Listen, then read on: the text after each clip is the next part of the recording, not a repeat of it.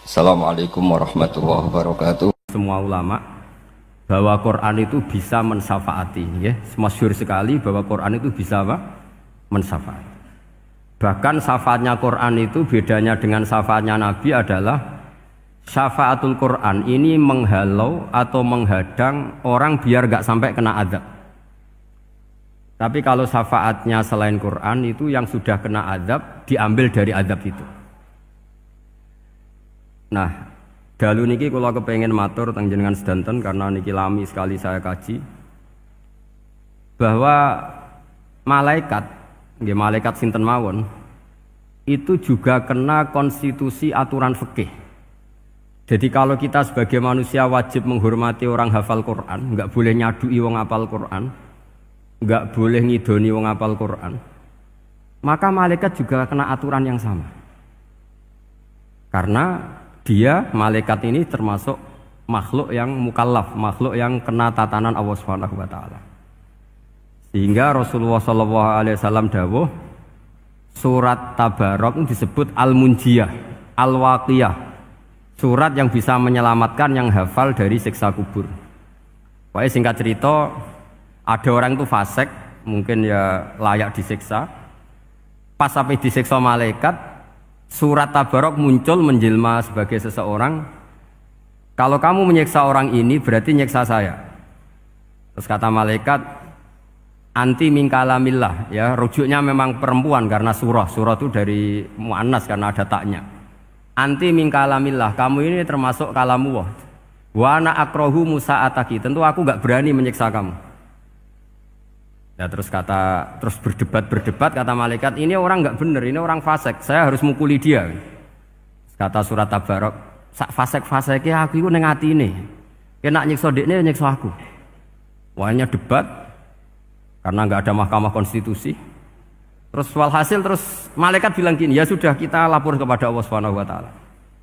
Lapor, akhirnya surat Tabarok ini cerita ke Allah, ya Allah, ini orang setiap kali datang ke saya dari sekian surat-surat yang ada di Quran, orang ini milih saya, yang dipelajari ya saya, yang dihafalkan juga saya. Ini kata surat Tabarok kepada Allah. Jika orang ini hafal saya tidak ngefek ke dia untuk tidak disiksa, maka mendingan saya tidak termasuk kitabika, saya tidak termasuk Quran saja. Wong jadi Quran orang iso nyafaati. Terus kata Allah, lho kowe kok emosi, kata Allah.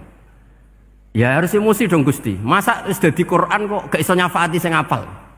Terus kata Allah, wis pek aman. Makanya terus banyak orang ngapalkan surat Tabarok. Ya ini sekaligus ijazah nih. Untuk meradam kemarahan malaikat niku apal surat Tabarok. Syukur-syukur apal 114 surat. Oh niku malaikat sinten mawon pun kena. Cukup apal Tabarok. Sehingga adatnya orang-orang Jawa selain hafal Yasin itu hafal Tabarok. Nah, saya itu lama sekali mempelajari bab ini. Ternyata di antara pokoknya itu satu, karena malaikat itu kena aturan fikih. Nggih imut nggih, malaikat itu juga kena aturan fikih. Jika orang hafal Quran itu haram disadui, kita haram menghinakan, maka malaikat juga kena aturan tidak boleh menghinakan orang yang hafal Quran. Dan alhamdulillah di banyak syurahul hadis hafal Quran itu maknanya tidak harus hafal semuanya. Orang boleh hanya hafal Tabarok, boleh hanya hafal Waqiah.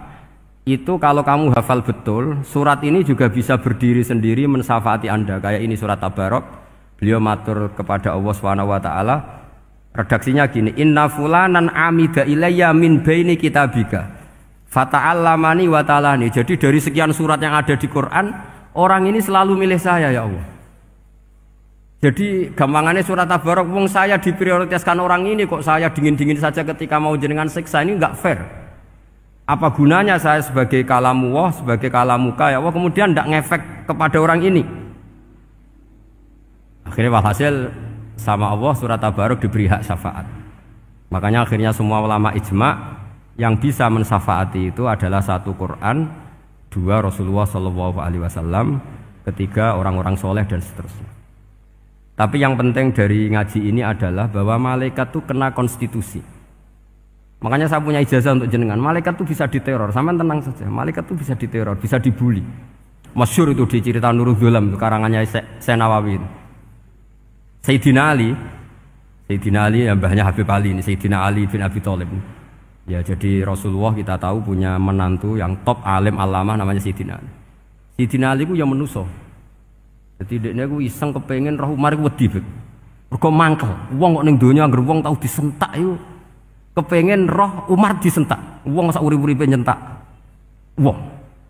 Walhasil Sayyidina Ali ketika Umar wafat, beliau berdoa, ya Allah saya beri kasef supaya ngerti Umar sing mletene ngono anggere wong disentaki wani gak nyentak mungkar nakir. Mau itu tok tujuannya. Nah, karena Sayyidina Ali itu orang yang luar biasa, walhasil dituruti mbek pangeran kasef. Wasef melihat mungkar nakir datang itu matanya kalkidril ghali kayak apa panci yang menganga. Oh seru.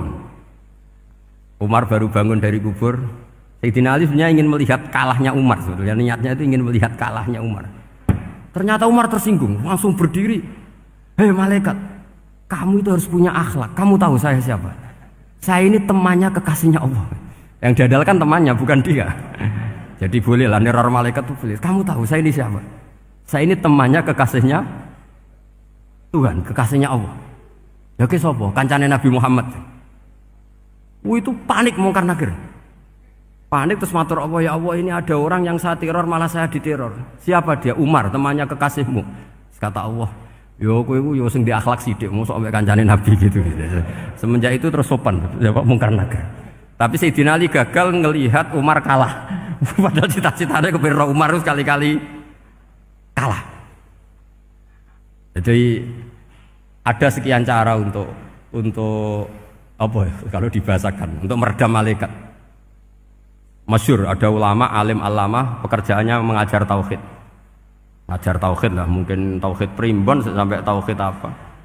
Ketika meninggal sama malaikat masih ditanya marbuka manabiuka dan seterusnya. Imam Malik datang, "Hei malaikat, ini guru tauhid, saurip-uripe mulang tauhid. Kowe ora tau mulang kok takok sing tukang mulang. Sing sopan." Ya sudah enggak usah tanya. Jadi cerita seperti ini mungkin orang lain boleh nggak percaya, tapi itu mudawwan, dibukukan di beberapa kitab, dan saya percaya itu karena secara umum kaidahnya adalah ala inna auliya Allahi la khaufun alaihim wa lahum yahzan. Tetap lahumul busyra fil hayatid dunya fil akhirah. Artinya kalau wali itu ngalami ketakutan ketemu mungkar nakir, berarti dia tidak punya busyra fil akhirah. Padahal para wali ini dijamin punya busyra, mendapatkan gembira di dunia, juga mendapatkan gembira di akhirat. Artinya kalau para wali ngalami ditanya mungkar nakir terus takut, apa mana mbok bayangno kepuyah-puyah, wah itu lahumul busyra. Jadi ini, makanya zaman nanti kalau ditanya mungkar nakir, marbuka, saya guru tauhid. Ngajar di Qudsiyah kelas 6. Wah, harus jelas. Saya kalau ditanya juga gitu, saya guru Minhajul Abidin, ngajar di Habib Ali. Minhajul Thalibin, harus jelas. Kalau Pak Najib lebih gampang, ketua menoro. Lebih gampang lagi. Enggak apa-apa.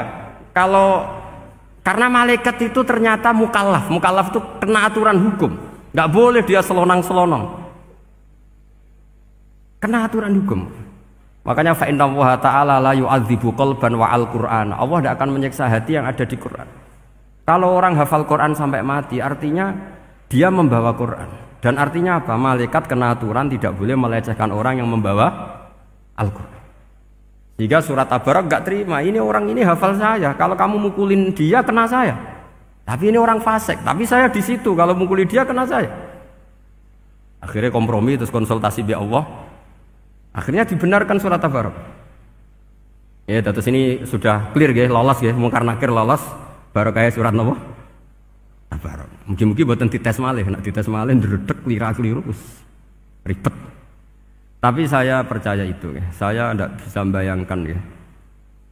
Ketika Quran disifati Rasulullah SAW bahwa Quran itu syafa', memberi syafaat, kemudian itu tidak ngefek. Saya itu keberatan sekali. Begitu juga apalagi ya, misalnya Rasulullah disifati aqrabin nas, ahabbin nas ilallah, kemudian tidak ngefek bisa memberi syafaat. Itu tidak fair. Pasti orang-orang dekatnya Allah ini bisa memberi apa? Syafaat. Karena status kedekatannya Rasulullah SAW diantaranya adalah hak memberi apa? Syafaat. Karena malaikat yang semuanya itu kena konstitusi. Saya punya kitab Syarahnya Bukhari banyak saya punya. Itu diantaranya riwayat dari Ahlul Bait dari Sayyid Ali Zainal Abidin Anil Husain an abihi an Rasulillah sallallahu alaihi wasallam. Itu riwayatnya adalah ketika nanti di mahsyar itu ya tidak usah kamu bayangkan ya karena ini bila kaifin walan hisorin. Itu Nabi diantara Jibril dan Allah.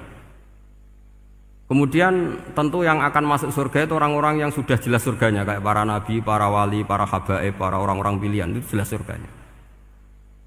Tapi apa yang terjadi? Allah itu ya tentu Allah zat yang maha tahu, sudah sangat tahu. Itu nabi usulnya itu hanya satu. Ai Rabbi. Saya masih hafal teksnya. Memang tak hafalkan karena ini tak mau tak pakai senjata untuk ketemu para malaikat. Bukan ya Rabbi, kalimatnya ai Rabbi. Ai Rabbi ibaduka abaduka fi atrofil ardi. Lho Gusti yang nyembah jenengan bukan hanya orang Kudus tok, bukan orang Menara tok, bukan madrasah-madrasah elit tok, bukan sekolah-sekolah Anggulun tok. Banyak orang yang di tengah hutan juga nyembah jenengan, banyak orang yang kerja di Korea juga nyembah jenengan, banyak orang dengan segala kemiskinannya juga nyembah jenengan. Tidak hanya orang-orang mainstream ini yang nyembah jenengan. Akhirnya Allah ini terus nyari orang-orang yang enggak jelas alamatnya, enggak jelas statusnya. Tapi di hatinya hanya masih nyembah Allah Subhanahu wa taala. Ini termasuk berkah dari rahmatnya Rasulullah sallallahu alaihi wasallam. Jadi nanti yang jelas ya tentu akan dapat surga karena posisinya jelas. Yang enggak jelas diusulkan sama Rasulullah, ai Rabbi ibaduka abaduka fi atrofil ardi. Itu luar biasa. Saya pernah ke Korea itu haru karena di sana ya ada yasinan, ada dibaan. Padahal kerja di negara ateis. Itu kalau mereka sholat, itu nyuri-nyuri waktu makan sholatnya itu di kamar mandi. Ya jangan bayangkan kamar mandinya kayak di sini yang sempit juga. Kamar mandi di kota-kota itu kan mungkin lebih bagus dibanding kamar tidur jenengan. Kayak di hotel-hotel itu kan kalau santri so ngantuk. Saking mewahnya, jadi bisa kadang ada yang tanya, mosok Gus kamar mandi nek gue sholat mau cuwilik. Iwak kamar mandimu ini kamar mandi. Ya sering do tanya saya itu sholatnya sah apa enggak? Sah, semuanya gitu tak jawab sah terus. Dan itu yang nanti diusulkan Rasulullah Shallallahu Alaihi Wasallam, ai Rabbi ibaduka abaduka fi atrofil ardi. Di luar orang-orang yang mainstream itu ya Allah, banyak orang yang menyembah jenengan. Saya tuh pernah nangis ketika di Bandara Jakarta ketemu orang wireng, serai melarat, jelas melarat, wireng.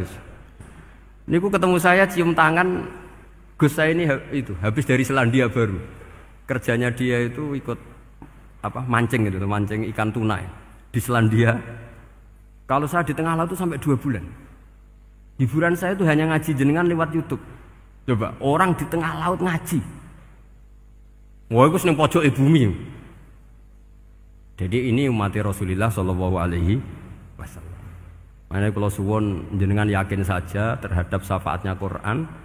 Karena semua malaikat itu kena aturan.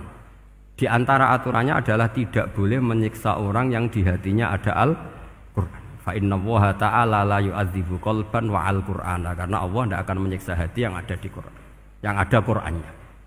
Sehingga memiliki jelas gini riwayat saking Ibnu Katsir. Supaya kula percaya, apalagi ini didhawuhkan Rasulullah Shallallahu Alaihi Wasallam bahwa surat Tabarok adalah disebut munjiyah. Penyelamat juga disebut wakiyah, penjaga. Lalu biasanya orang-orang yang enggak percaya syafaat itu pertanyaannya adalah kan manusia itu wa alaisa lil insani ila masa'a, manusia itu hanya bisa membawa bekal apa yang pernah dilakukan. Itu dijawab oleh ulama-ulama kita ahli sunnah wal jamaah. Entah perlu ditambah anahdiah apa enggak tahu saya. Saya ini kata orang banyak termasuk pengurus PBNU, tapi saya itu tetap nggak pati srek. Kalau ahli sunnah saja, tidak usah ditambahi an-nahdiyah. Karena nanti malah tidak global ini ahli sunnah kok lokal ini jadi ribet. Ya tapi kalau kita di Indonesia ya ditambahi an-nahdiyah tidak apa-apa. Karena mau tidak mau memang apa ya? Dalam hal ikramus sahabah mungkin kita dengan Wahabi itu sama-sama ikramus sahabah. Tapi dalam hal percaya wasilah kita ini ada miripnya dengan Syiah karena Syiah percaya wasilah, NU percaya wasilah. Tapi dalam bab ikramu kulli sahabah beda kita dengan Syiah. Fa innas Siyin itu ada sahabat yang dihormati, ada yang enggak. Akhirnya terus kita karena itu terus bikin ahli sunnah An-Nahdiyah, karena Wahabi itu ya ahli sunnah tapi enggak percaya apa? Wasilah. Ya katanya gitu, kata para pakar-pakar. Saya sendiri hanya nirukan, saya enggak punya kepentingan untuk menganalisis itu enggak. Karena pertanyaan di kuburan itu ya gampang, nanti marobuka, manabiuka itu gampang lah. Tapi ada KNU juga, ada nanti Gus pertanyaannya, wama jamiyatuka. Waduh ribet itu, lama-lama wama hizbuka, partai kamu apa? Ribet kan kalau semua orang kreasi nambahin, malah ribet kan. Tapi lewat ngaji ini saya pastikan bahwa apa? Surat Tabarok itu luar biasa. Terus saya teruskan. Wa qad rawat Tabrani wal Hafidz Ad-Diya al-Muqaddasi min tariqi Salam bin Sadruse qala Rasulullah sallallahu alaihi wasallam suratun fil Qur'ani khosomat an sahibiha hatta adkhalathul jannah. Jadi ada surat di Quran yang mati-matian membela yang hafal sampai surat itu memasukkan orang itu ke surga, yaitu tabarakalladzi biyadihil mulk. Ini yang An Ibnu Abbas yang qala daraba ba'du ashabin Nabi sallallahu alaihi wasallam khiba'u ala qabrin wa wala yahsibu annahu qabrun. Fa idzan qabru insanin yaqra'u suratal mulki hatta khatamaha. Fa atan Nabiyya sallallahu alaihi wasallam faqala hiyal mani'ah hiyal munjiyah tunjihi min adzabil qabri. Jadi ada sahabatnya Nabi karena kemalaman dia bikin tenda di kuburan. Dia enggak ngira kalau itu kuburan. Ternyata di situ ada orang Sohibul Qabri ini baca surat Tabarok. Baca surat Tabarok. Kemudian peristiwa itu dilaporkan ke Rasulullah. Jawabnya Nabi apa? Memang surat Tabarok itu al-mani'ah, yang bisa menghalau atau menolak azab.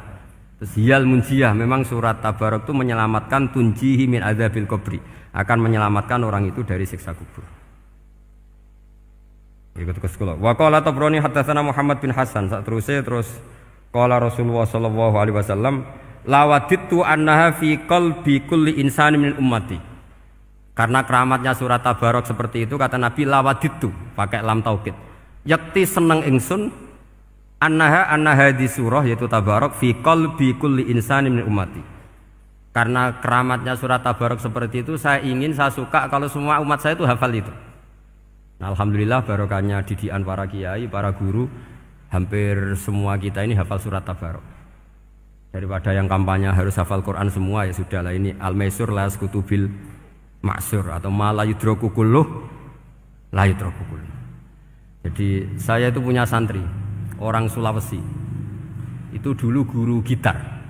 Santri di Jogja, dia dulu sekolah kesenian di Jogja terus jadi guru gitar. Saya ini kan kiai fikih. Saya mazhabnya sama dengan Pak Najib, termasuk ngaramkan gitar saya ini. Mau tak haramkan kok ora gelem ngaji malah ribet, tak halal ngomong gitar kok tak halal. Semeneng ae. Semeneng ae. Saya niru Mbah Mun, nek ono jawabane semeneng gak. Ya takok kadang, Gus, main gitar hukumnya piye? Kurang pegawean tak jawab. Halal tak haram, Gus? Kurang pegawean sejelas. Halal haram takok ribet. Tapi yang unik dari itu apa? Tiap tahun Beb itu datang ke saya setor surat Tabarok. Kadang ya setor 5 ayat, 20 ayat, sampai khatam. Naik pesawat dari Sulawesi. Gara-gara ngaji saya, sudahlah Gus, sementing aman. Jadi, aku ning donya wis main gitar, saya enakku, nak gak apal Tabarok bahaya. Gitu. Dia ngapalkan, apal betul. Sekarang kemarin setornya khatam. Ya hanya untuk ngelawan malaikat saja itu, untuk ngelawan malaikat itu. Saya kok tertarik gitu. Lah yang repot saya, Beb, saya kiainya ngajarkan itu tapi lupa ngajarkan haramnya yang gitu-gitu. Wah ya ribet ya, sudahlah nanti biar diurusi Allah Subhanahu wa taala. Sudah itu sudah.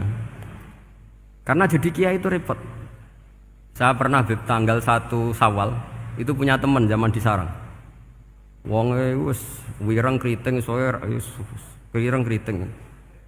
Jarang ke saya tanggal 1 Syawal kecuali pas itu. Ternyata datang tuh karena teman saya, semakan senior saya, mau ngijazah saya. Gus, kowe nak dadi kiai sing hati-hati. Aja geman dalil sing kira iso nglakoni. Ono apa? Dia itu datang ke saya berarti tanggal 2 ya, tanggal 2 sore.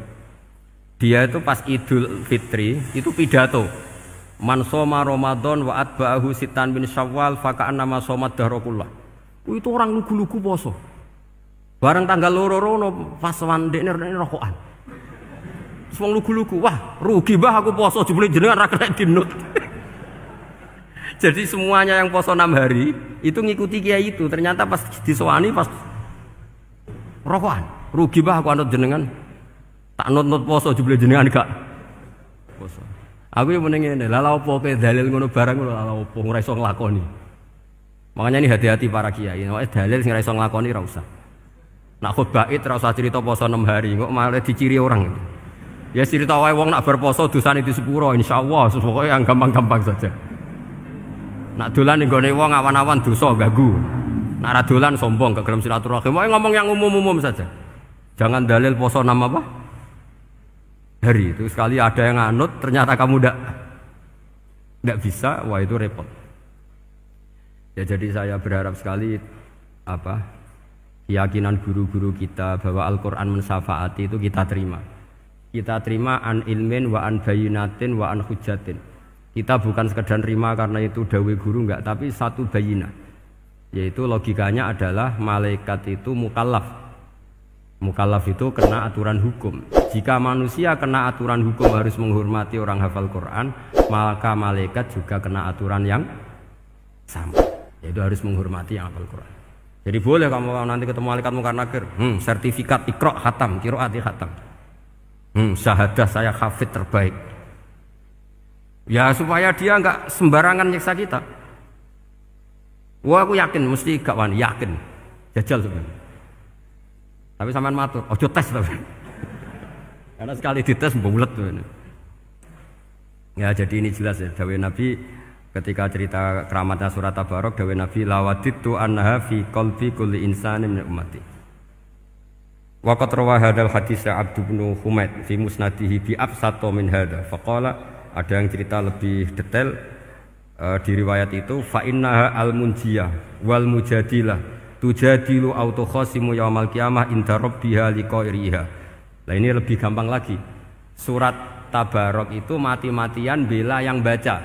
Semoga riwayat ini yang benar, bukan li hafidhiha tapi liqairiha. Sama milih riwayat yang hafal apa yang baca? Baca apa hafal? Baca apa hafal? Korupsi kabeh. Jadi ada riwayat itu tujadilu autu khosimu yaumal qiyamah inda rabbiha liqari'iha. Bagi yang baca, tidak harus hafal. Wa tatlubulahu ayun jiyahu min adzabin nar wa yunjiya biha utawayan sahibaha min adzabil qabri. Jadi surat ini akan mati-matian bela yang membaca. Tadi kan riwayatnya hafal, jadi saya terjemah hafal terus. Akhir-akhir kok ada diskon cukup baca ya ini tak ganti karena ini demi jenengan tak cari riwayat paling gampang. Sebetulnya ini enggak etis, kayak ilmu pesanan. Ya, tapi ya sudah, memang ada riwayat apa? Liqariha. Akhirnya Nabi ya lagi-lagi menutup dawe lawaditu annaha fi qalbi kulli insani min ummati. Saya suka lawaditu itu pakai lam li taukid itu. Lawaditu annaha fi qalbi kulli insani min ummati. Tapi saya suka sekali kalau itu ada di hati semua umatku. Artinya gini, dari sekian riwayat sebetulnya itu kuat riwayat yang hafal. Karena Nabi selalu menutup dengan ngendikan saya suka kalau itu ada di hati, selalu ada di hati. Itu artinya hafal apa baca? Yo menengai sampe pucat kandhani kok angel teman. Hafal apa baca? Lawaditu annaha fi qalbi kulli insani min ummati. Itu hafal apa baca? Hafal. Ya berarti hafal. Ini yang hafal Tabarok berapa? Semua ya? Hafal semua? Aman berarti, no? Jadi kalau niku gak ada kitab banyak tentang usul fikih. Sebetulnya kepentingan saya itu bukan masalah usul fikihnya, tapi kepentingan bahwa konstitusi ilmu, saya ulang lagi apa? Konstitusi ilmu yang difahami ulama ummati Rasulullah sallallahu alaihi wasallam itu ternyata fa innahu ta'ala bahabihim al malaikah. Allah itu bangga sekali dengan para malaikat. Makanya kamu harus ngaji usul fikih, ngaji apa saja. Karena malaikat itu tidak bisa mikir kayak jenengan, yang bisa mikir itu jenengan. Sehingga ketika presentasi cara bahasa sekarang, termasuk keramatnya Imam Amudi, itu ada cerita ini ada di Nailul Ma'mul kalangannya Syekh Mahfud At-Turmusi. Imam Amudi itu ulama top, tapi dia ngajarnya itu matematika. Jadi ulama nggak ngajar tauhid, nggak ngajar tarikh, nggak ngajar pesolatan, tapi ngajar matematika. Akhirnya, tapi di hatinya ini, makanya ulama itu punya bisirri asrorihim al-fatihah itu ya di sini. Di hatinya itu menurut dia, ilmu paling efektif untuk menjelaskan logika tauhid itu ya matematika. Singkat cerita, ketika ketemu para malaikat, ngendikannya Allah, ya Amudi, kenapa kamu sering belajar matematika? Li tauhidika ya Rabbi, supaya saya mentauhidkan engkau. Ajari para malaikat. Jadi malaikat dipanggil semua sama Allah. Hei waya malaikat, hei para malaikatku, dengarkan kajian Imam Amudi. Dengarin semua. Dia nerangkan di bor hanya sedikit. Nisbatus naini wa arba'atin wa khamsin sampai terus ilal wahid, semuanya nisbatul far'i ilal asli. Wes aku gawe angka cek 1 juta cek 1 miliar, tetep awalnya iku siji. Mbok donya jumlahe cek alam galaksi cek planet wes santek, tetep asal usule siji. Kabeh iku pengembangan nisbatul far'i ilal asli. Liyane zat sing wahid iku kabeh far'un, cabang mintil kal wahdah. Malaikat manduk-manduk kabeh ya, kabeh iku kok Allah. Jadi angka sebanyak apapun itu ya nisbatul far'i ilal asli. Jadi 2 ya enggak asli, yang asli 1. 5 ya sama, 1 miliar ya sama, 1 triliun semua. Berapapun jumlahnya bilangan, semuanya adalah far'un minal wahid. Terus kata Allah, "Oh iki lho ulama aku pinter tenan nerangno tauhid." Nah, malaikat kan monoton. Pokoknya wiridan sudah gitu dok. Akhirnya padahal malaikat ini pernah nggak terima ketika ulama itu masuk surga duluan, karena kan wiridani lama malaikat. Tapi ternyata apa? Kata Allah, kowe wiridan terus wajar gak di nafsu. Manusa tak kei nafsu jek eling aku. Akal terbaiknya dipakai untuk saya, kata Allah, yaitu untuk litauhidi, untuk mentauhidkan saya. Itu imam siapa? Amudi. Jadi dia. Terus saya punya kitab, pernah ngaji sama Mbah Mun, namanya kitab Al-Husunul Hamidiyah. Itu ada ulama, itu ahli gambar. Gambar ya gambar. Kitabnya itu bergambar. Yo kadang gambar wet, kadang gambar wedhus, pokoknya kitabnya gambar. Tapi wong keramat. Dulu kitab gambar tapi hawane hawa tauhid. Nah, sampean kan enggak ngarang kitab primbon. Donga mahabbah. Lah ndekne dhewe Joko tuwa kok ngijazahi mahabbah. Lucu kan. Ana kiai fakir jal ijazah jal rezeki yo ngijazahi padahal ndekne dhewe. Oke, sing repot meneh. Wong ndekne dhewe ra cerdas ngijazahi ilmu laduni. Ribet. Wong ndekne dhewe ra cerdas ngijazahi ilmu napa? Ternyata di akhir kitab itu dijelaskan gini. Fa inna hadhihi suwara, semua gambar ini awaluha min nuqtah wahidah. Awalnya adalah dari 1 titik. Jadi famadarul wujud adalah an-nuqtah, 1 titik. Nuqtatul wujud yaitu Allah Subhanahu wa taala. Mbok kowe gambar seruwet apapun. Wis aku gambar benang paling ruwet sing ra iso diurai. Awalnya 1 titik apa 2 titik? 1 titik. Makanya masyhur dalam dawuh para ulama, Quran dikumpulkan di surat Fatihah. Surat Fatihah dikumpulkan di bismillah. Bismillah dikumpulkan di titiknya ba. Nah titik ba ini disebut bi kana makana wa bi yakunu mayakun. Karena lewat titik bi ini, karena saya yang ada menjadi ada, dan karena saya yang mau ada akan menjadi ada. Makanya semuanya itu kembali ke 1 titik, nuqtatul wujud. Kayak apa ulama dulu? Jadi mau bismillah itu gak main-main kan. Bismillah itu eling bae. Ba ini nuqtatil wujud, bahwa kita benar-benar bertauhid. Mbok kayak apa buletnya gambar, mbok kayak apa ruwetnya, tetap dimulai dari 1 titik. Mbok kayak apa jumlah angka-angka itu, dimulai angka 1. Nah, Sampean saya harapkan nanti kalau ketemu Allah itu Allah bangga dengan sampean kon mulang tauhid ning malaikat. Orang ning TPQ kon mulang malaikat. Itu cita-cita terbesar saya, kepengen mulang malaikat. Mulang sampean wis bosen yakin wis aku pengen oh keren mulang. Ya, maksudnya aja malaikat kok Jibril, Mikail itu malaikat elit. Sing awam-awam ya sing mboten. Mboten kalau malaikat ini papan atas niku pun alim banget. Saya kenapa ngomong demikian? Saya ini punya tafsir namanya tafsir Al-Qurtubi. Itu Imam Qurtubi termasuk tak anggap mufassir hebat. Beliau ketika ngendikan wa idz qala rabbuka lil malaikati, sak terus walhasil malaikat itu terus protes ataj'alu fiha may yufsidu fiha wa yasfikud dima. Itu kan ada pertanyaan di tafsir itu. Bagaimana mungkin malaikat itu protes kepada Allah padahal malaikat itu terkenal loyal sama Allah, nggak pernah intervensi, nggak pernah gugat. Kenapa ini kok ada cerita malaikat kok gugat atas alu? Jadi Imam Qurtubi, hum awamul malaikah, itu awamnya malaikat, bukan yang kayak Jibril, Mikail. Itu malaikat-malaikat yang nggak ada namanya, awam. Jadi jangan bayangkan yang protes itu kayak malaikat Jibril. Jadi harus dibedakan. Nah, saya ya tentu kalau ngajar malaikat ya milih yang ini, yang nggak jelas namanya ini sudah. Kalau Jibril ya nggak mungkin diulang tuh, sing nggawa wahyu. Apa alam Quran itu sepiro? Aku sing nggawa Quran ribet kan malah. Lah nek Israil mbok ulang tersinggung dipletet lah tuntas malah ribet. Mikael mbok ulang tersinggung kira di donasi bagian duit dan bagian rezeki. Ribet. Wis mulang malaikat sing awam. Saya itu termasuk hilang iskal saya, janggal saya karena tafsir Qurtubi. Dulu saya itu iskal. Mau malaikat kok ngevaluasi kebijakan Allah itu artinya kan gini. Ya Allah, engkau mengangkat Adam sebagai khalifah. Padahal potensi Adam itu adalah ifsad.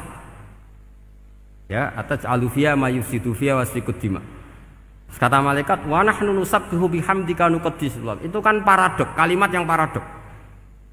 Paradoknya begini, ya Allah tolong evaluasi engkau ngangkat Adam sebagai khalifah.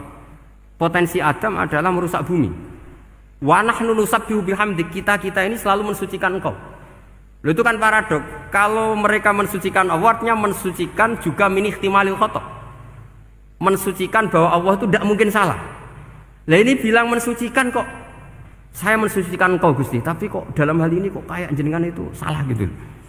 Wong karwan Adam kok mbok angkat. Makanya Allah duka. Wong kowe ku jare maca tasbih kok ngevaluasi. Ya kan maknanya mentasbihkan Allah apa? Mensucikan dari semua kesalahan, kekurangan. Nah, ini bilang baca tasbih kok nganggep Allah itu perlu dievaluasi kebijakannya. Tolong pikir ulang Gusti. Mungkin jenengan kurang detail kan kayak gitu. Akhirnya Allah tersinggung. Masyhur itu di tafsir-tafsir. Meskipun tafsir itu sebagian Israiliyat, yang keterusan itu rodok Israiliyat, tapi cara kula rodok setuju, Israiliyat sing rodok-rodok gitu. Itu kan masyhur itu akhirnya. Lah apa alasannya Adam kok salah? Bani Adam tentu akhirnya Adam ini kemudian terganti ke Bani Adam. Dan itu jadi perdebatan ahli tafsir. Apakah domir itu harus kembali ke asal? Apa boleh ke pengembangannya? Misalnya Adam itu kan di situ disebut ataj'alu fiha may yufsidu fiha wa yasfikud dima. Padahal Adam yang nabi ini enggak pernah yusfikud dima. Enggak pernah yufsid fil ardi, juga enggak pernah wa yasfikud dima. Ya, saya ulang lagi, Adam yang nabi itu kan enggak pernah ngalami ataj'alu fiha may yufsidu fiha wa yasfikud dima. Berarti Adam ini nanti yang nakal, yang sampai senang pertemuan darah itu Adamnya apa anaknya? Anaknya kan? Itu jadi perdebatan ahli tafsir. Walhasil singkat cerita, malaikat ini tidak salah. Nyatanya kita tahu kan perang di Irak, di Syria, perang zaman Belanda, Bani Adam itu senang safkud dima. Tapi ternyata malaikat ini ditegur sama Allah. Yusbiya manusia itu salah itu dia nafsu. Kue bener mergo ora takei nafsu. Masyhur terus dicerita Israiliyat itu ada malaikat, dia jajal Gusti. Jajal tenan dikei nafsu, medun ketemu wong adus langsung merkosa. Gawe anan sih, ora kenalan sih. Terus dari Allah, wah lumayan menusa ana mukadimah iku awur-awuran ae. Walhasil terus malaikat ape terbang enggak bisa. Ini kata cerita Israiliyat, kamu harus menentang cerita ini. Tapi saya setuju. Singkat cerita, pertanyaannya adalah, mungkinkah malaikat melakukan kesalahan? Padahal termasuk salah adalah protes kepada Allah Subhanahu wa ta'ala. Itu dijawab oleh Imam Qurtubi, hum awamul malaika. Itu awamul malaika. Jadi kita harus membedakan malaikat yang papan atas, yang ashos. Kalau dalam tafsir modern disebut malaikat sing ashos, kayak Jibril, Mikail. Ada malaikat awam. Nah, yang awam ini ya biasa, yang bilang qalu ataj'alu fiha ma yufsidu fiha wa yasfikut dima wa nahnu nusabbihu bihamdika nuqaddisu lak. Itu kan paradok. Paradoknya ya Allah, engkau mengangkat Adam jadi khalifah